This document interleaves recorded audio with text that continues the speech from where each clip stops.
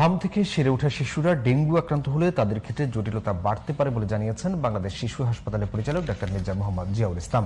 সুতরাং হাম ও ডেঙ্গু প্রতিরোধে টিকা গ্রহণ ও শিশুর পুষ্টি নিশ্চিত করার পাশাপাশি বিকল্প নেই বলেও জানিয়েছেন তিনি।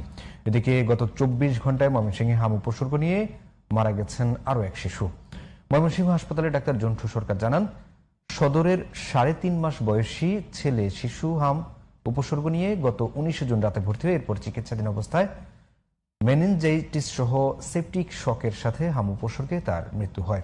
গত 24 ঘন্টায় হাসপাতালটিতে নতুন আরও 15 জন ভর্তি হয়েছে। এখনও চিকিৎসাধীন অবস্থায় আছেন 9154 জন।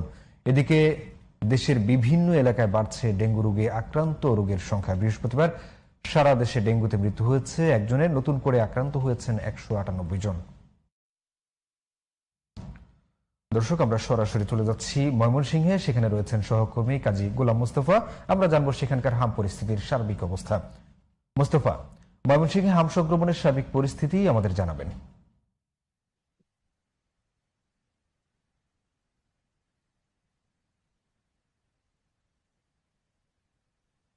মোস্তফা, ময়মনসিংহের হাম এবং ডেঙ্গুর পরিস্থিতি কেমন দেখছেন জানাবেন আমাদের।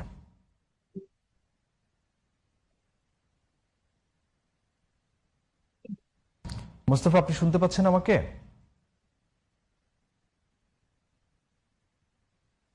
হ্যাঁ,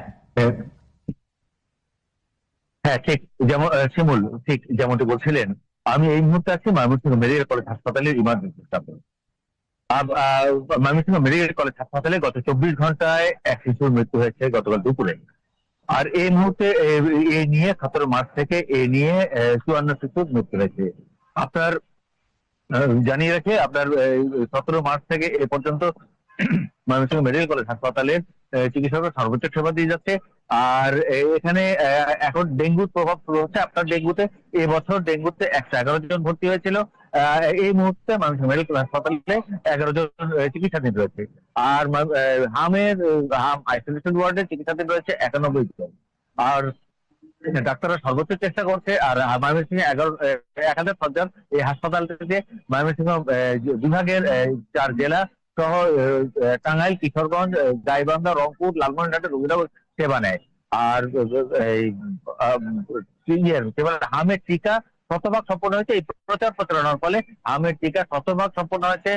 আর ডেঙ্গুর যদি কথা বলি, ডেঙ্গু আগাম তারা সিটি কর্পোরেশন তারা ডেঙ্গুর প্রভাবে তারা পরিষ্কার পরিচ্ছন্নতা অভিযান এবং বিভিন্ন বাসা বাড়িতে যেখানে লার্ভা অর্থাৎ মশা বাহিত যে লার্ভা গুলো জমে সেখানে জরিমানা এবং বিভিন্ন সময় তারা অভিযানও পরিচালনা করছে।